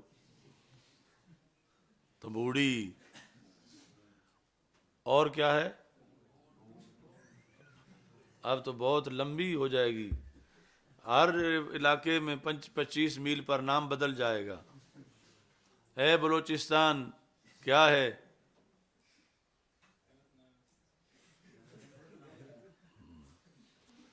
اچھا جی، تو اپنا اپنا تصور کر لو۔ تو یہ جو ہے انہوں نے جب سوال کیا، اور مطلب وہ بھی بندہ کوئی جوسب نہیں تھا، اس نے سوچ کے سوال کیا کہ لفظ زنبور تو قرآن میں آیا ہی نہیں ہے، تو جب زنبور نہیں ہے تو قتل زنبور کہاں ہوگا؟ تو یعنی روکنے کے لیے امام شافعی رحمۃ اللہ علیہ کو روکنے کے لیے کہ انہوں نے اتنا بڑا دعویٰ کر دیا کہ ہر چیز میں قرآن سے ثابت کروں گا، تو انہوں نے کہا کہ اس کا کیا حکم ہے؟ تو آپ نے کہا کہ لیس فیہ شیء، اس میں کچھ بھی حرج نہیں ہے، کہ اگر حالت احرام میں کسی نے اس زنبور کو قتل کر دیا تو کچھ بھی نہیں ہے۔ اس نے کہا نہ ہوا فی القرآن، تو یہ قرآن میں کہاں لکھا ہے؟ یعنی آپ نے جو مسئلہ بتایا تو آپ کا دعویٰ ہے کہ آپ قرآن سے ثابت کریں گے، تو قرآن میں یہ کہاں لکھا ہے؟ تو امام شافعی رحمۃ اللہ علیہ نے فرمایا ہاں میں اپنے دعوے پر قائم ہوں، میں بتاتا ہوں۔ قال اللہ تبارک و تعالی وما آتاکم الرسول فخذوه وما نہاکم عنہ فانتہوا، یہی آیت جو ابن مسعود رضی اللہ تعالیٰ نے پڑھی، یہی امام شافعی رحمۃ اللہ علیہ نے پڑھی، اور یہ پڑھنے کے بعد کہتے ہیں قال رسول اللہ صلی اللہ علیہ وسلم اقتدوا بالذین من بعد ابا بکر و عمر، کہ رسول پاک صلی اللہ علیہ وسلم نے فرمایا کہ میرے بعد ابو بکر و عمر رضی اللہ تعالی عنہما کی اقتدا کرو۔ یہ یہاں تک پہنچے، آگے پھر سند بیان کی اپنے سے لے کر حضرت عمر رضی اللہ تعالیٰ عنہ تک، کہ قیل لعمر ما تقول فی قتل الزنبور فقال لا بأس به، کہ حضرت عمر رضی اللہ تعالیٰ عنہ بیٹھے تھے تو کسی نے پوچھا کہ اگر کوئی یہ زنبور قتل کر دے حالت احرام میں تو اس پر کیا لازم آئے گا؟ تو آپ نے فرمایا کچھ بھی لازم نہیں آئے گا۔ تو کہا دیکھو میں نے قرآن سے مسئلہ حل کر دیا۔ یعنی یہ طریقہ ہے قرآن سے مسئلہ حل کرنے کا۔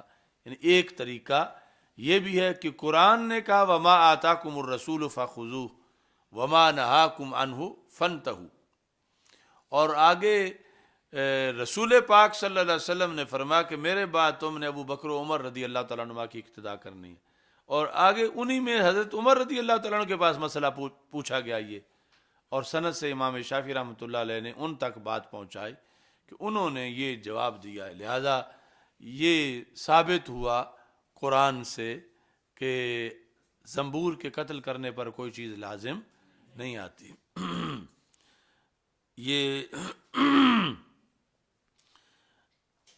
جو اپنا تفسیر کبیر ہے اس کی پہلی جلد میں یہ حوالہ موجود ہے، جو ابھی اس کو جلد نظر نہیں آئی اس کا نوٹ لگایا ہوا ہے۔ ایسے ہی امام شافعی رحمۃ اللہ علیہ کی جو کتاب الام ہے اس کے اندر بھی، اور اس طرح کے اور بھی بہت سے ہم نے اکٹھے کیے ہوئے ہیں مختلف شخصیات کے، کہ جن کس طرح ما ثبت بالقرآن کیا ہے، کیسے ہم کہہ سکتے ہیں کہ یہ چیز قرآن سے ثابت ہے۔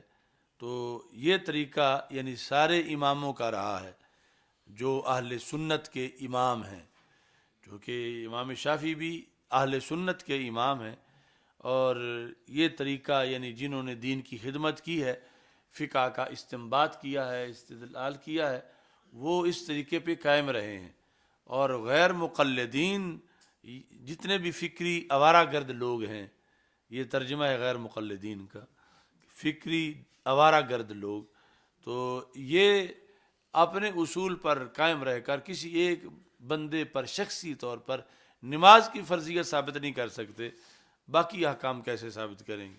کہ جب اس کو وہ پوچھے گا کہ میرا نام جو ہے وہ حنیف ہے تو یہ ثابت کرو کہ مجھ پر نماز فرض ہے، تو یہ کہے اللہ نے فرمایا اقیم الصلاۃ، وہ کہ وہ تو مومنین کو کہا ہے، میں اپنا کہہ رہا ہوں، یعنی مجھ پر حنیف کے لیے نماز فرض ہے، یہ ثابت کرو۔ کوئی حنیف کا نام لکھا ہے قرآن میں؟ تو جب حنیف کا نام نہیں دکھا سکتے تو پھر قرآن میں مجھ پہ تو فرض ہی نہیں ہے، تو قرآن سے مجھ پہ فرض ثابت کرو۔ تو اب جو ان کا طریقہ ہے اس کے مطابق قرآن سے تو فرض ثابت نہیں کر سکتے، ہمارے طریقے کے مطابق جو ہے وہ کریں گے، اور وہ طریقہ ہے صغرا کبرا والا فقہا کا طریقہ۔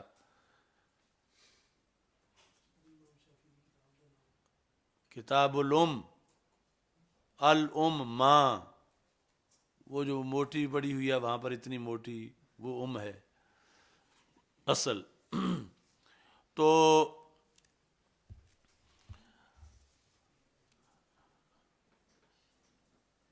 ہم کہیں گے کہ ان الصلاۃ علیک فریضۃ لان اللہ تبارک و تعالی قال واقیموا الصلاۃ، قال للمؤمنین واقیموا الصلاۃ، اقیموا الصلاۃ وانت مؤمن وکل مؤمن علیہ الصلاۃ فعلیک الصلاۃ۔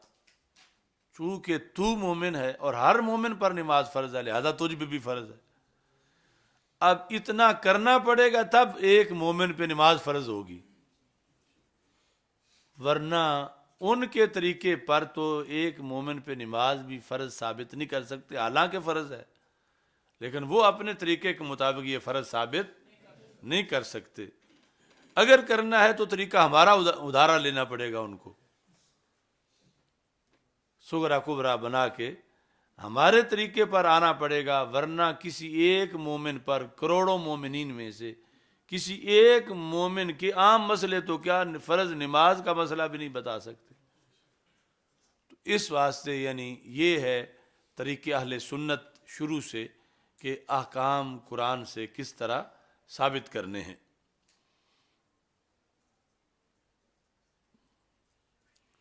اور وہ جو یہ جو فتنہ ہے وہابیت والا، انہوں نے سب سے پہلے عوامی سٹائل کو خراب کیا، اور جب تک عوام نے پھر انہیں نہیں پکڑا، انہوں نے پھر اس وقت تک انہیں چین نہیں آیا، ہوں پوری طرح لت لا چکے تھے، یعنی انہوں نے لوگوں کو پکوا دیا کہ یہ پوچھو یہ قرآن میں ہے، یہ بخاری میں ہے۔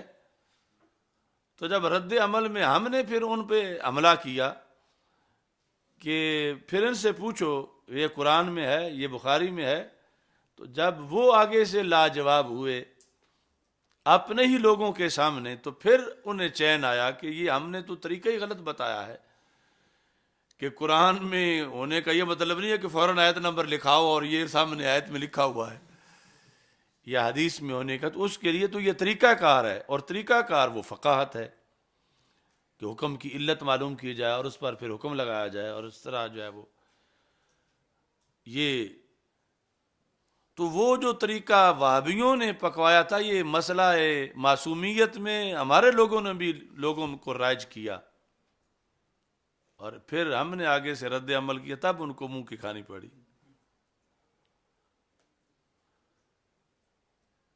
یعنی بہو غیر مقلدانہ انداز جو ہے وہ انہوں نے اختیار کیا، ایک اصول قاعدہ کلیہ جو آ رہا ہے اہل سنت میں، اسے چھوڑ کر نئے طریقے سے اہل سنت میں جب آ رہا ہے کہ انبیاء کرام علیہم السلام سے بھی خطا اجتہادی ہو سکتی ہے، یعنی یہ طے شدہ ہے ضابطہ،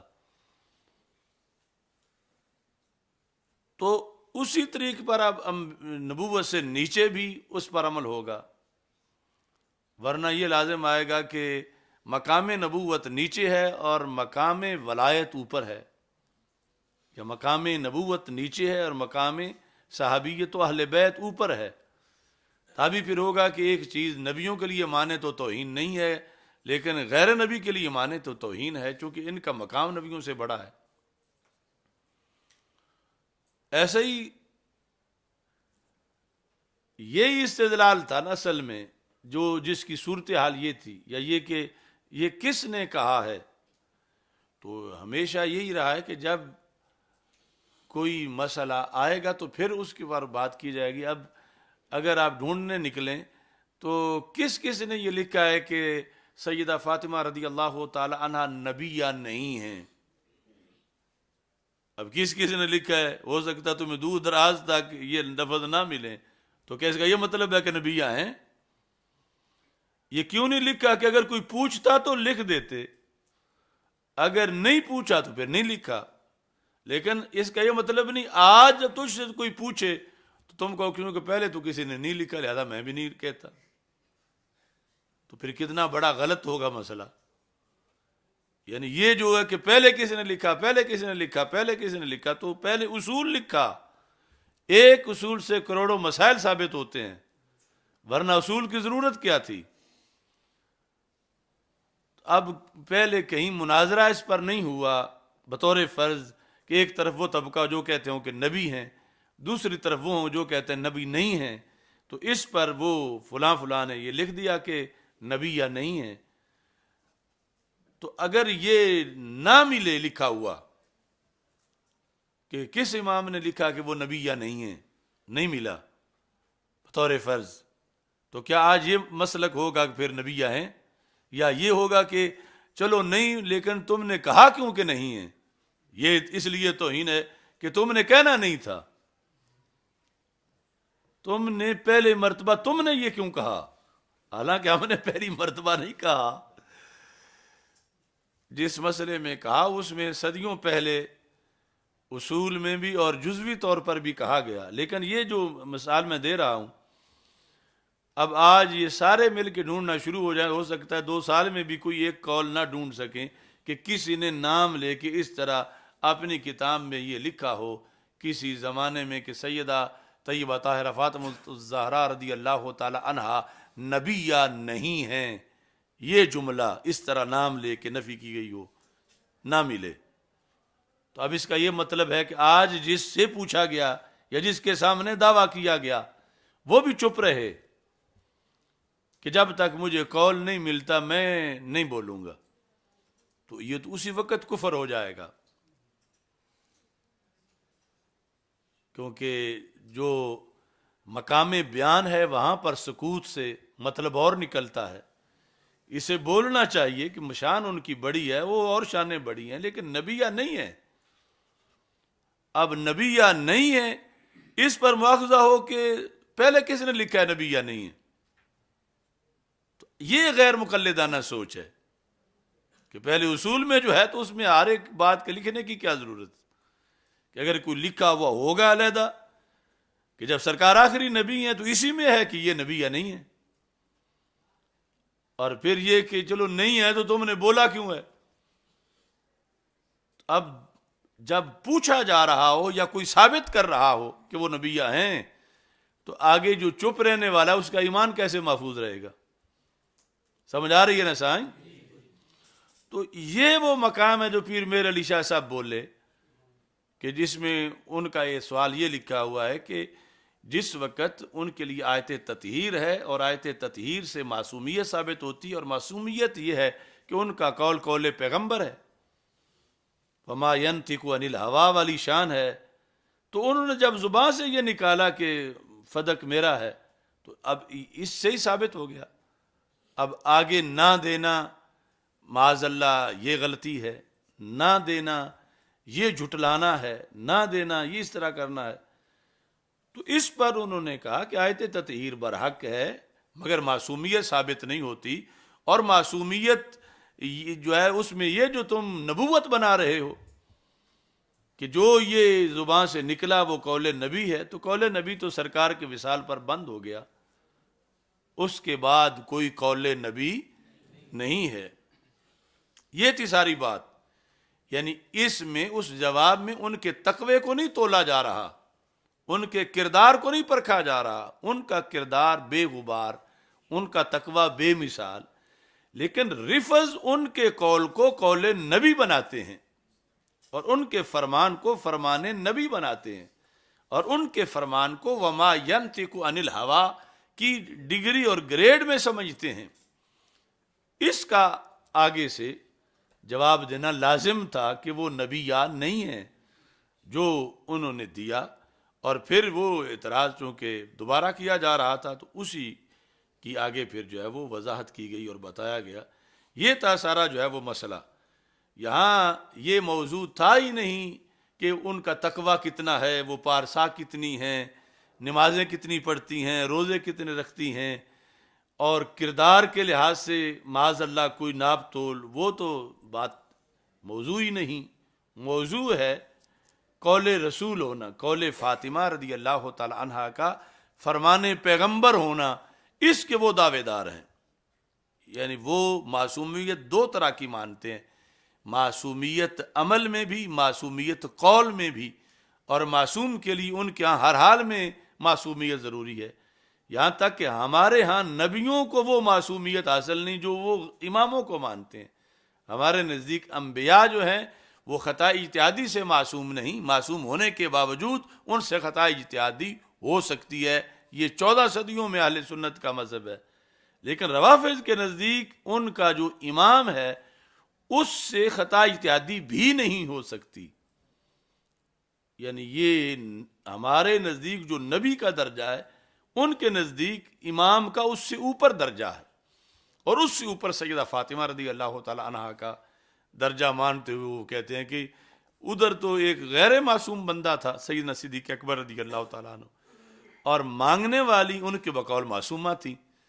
تو یہاں تو مطلب کوئی مقابلہ ہی نہیں بنتا کہ ادھر قول نبی ہے اور سامنے امتی کا قول ہے. اس پر وہ مطلب فدق کے معاملے میں حضرت صدیق اکبر رضی اللہ تعالیٰ عنہ کو معاذ اللہ غاصب کہتے ہیں کہ جب مانگ لیا تو معصومہ کا قول تھا، معصومہ کا قول قول نبی ہے، تو یہاں تو آگے اگلی بات ہی نہیں کرنی چاہیے تھی. تو اس طرح کے کوئی دعویٰ کر رہا ہو کہ نبیہ ہیں تو فرض ہے فوراً کہا جائے کہ شان ان کی بڑی ہے، مگر نبیہ ہرگز نہیں ہے.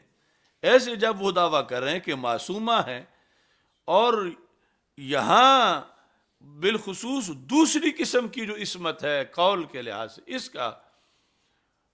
اس میں بھی فوراً ضروری ہے کہ یہ بتایا جائے کہ ان کا قول قول نبی نہیں ہے، اگرچہ وہ بدعت الرسول صلی اللہ علیہ وسلم ہے، مگر سرکار کے وصال سے سرکار کا وصال ہو گیا تھا. یہ نہیں کہ 6 مہینے حضرت فاطمہ رضی اللہ تعالیٰ عنہ کی شکل میں سرکار زندہ رہے، سرکار کی ظاہری حیات ختم ہو گئی تھی، اگرچہ آج بھی زندہ و تابندہ ہیں. تو حضرت فاطمہ کا اپنا پیکر ہے، اپنا وجود ہے، اپنا منصب ہے کہ آپ غیر نبیہ ہیں، اور آپ کا قول ہرگز قول رسول علیہ السلام نہیں. قول رسول علیہ السلام کی یہ شان ہے وما ينطق عن الهوى ان هو الا وحی یوحی.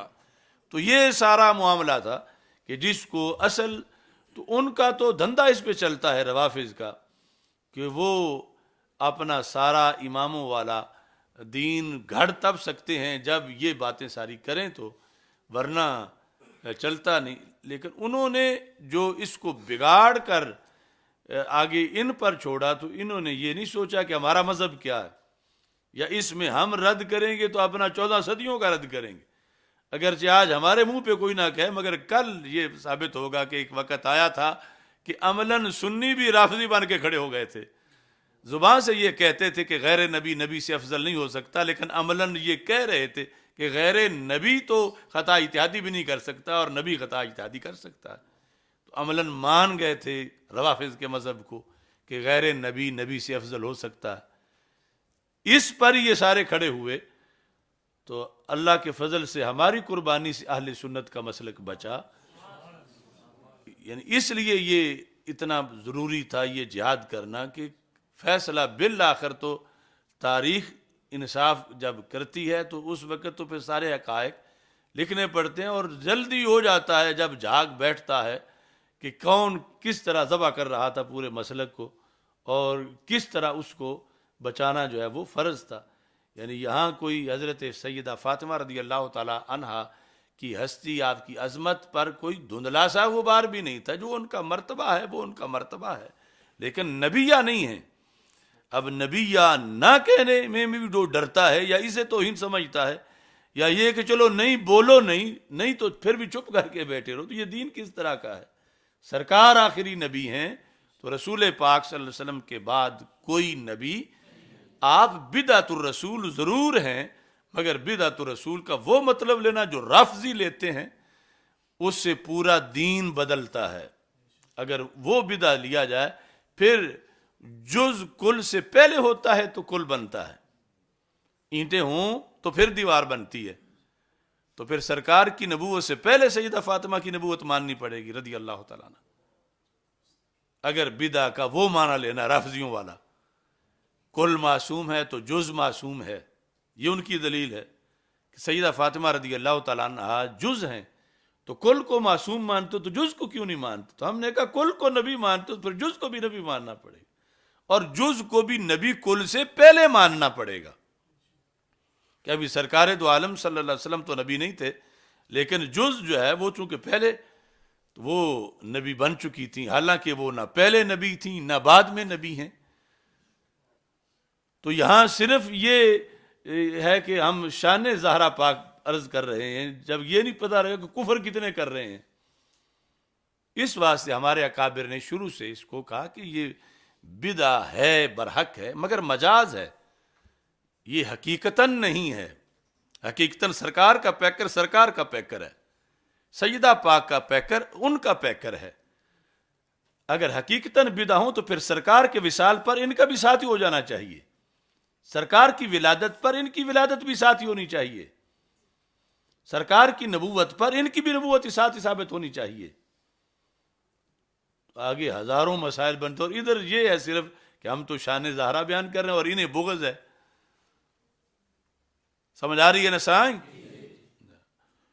تو اس واسطے یعنی یہ مقام بھی آپ کو سمجھا دیا، اور اس میں جو اصول ہیں سارے ان کو ذہن میں رکھنا ہے. چلو الحمدللہ رب العالمین والعاقبۃ للمتقین والصلاۃ والسلام علی رسول اللہ. استغفر اللہ لا الہ الا اللہ وحدہ لا شریک لہ لہ الملک ولہ الحمد وہو علی کل شیء قدیر.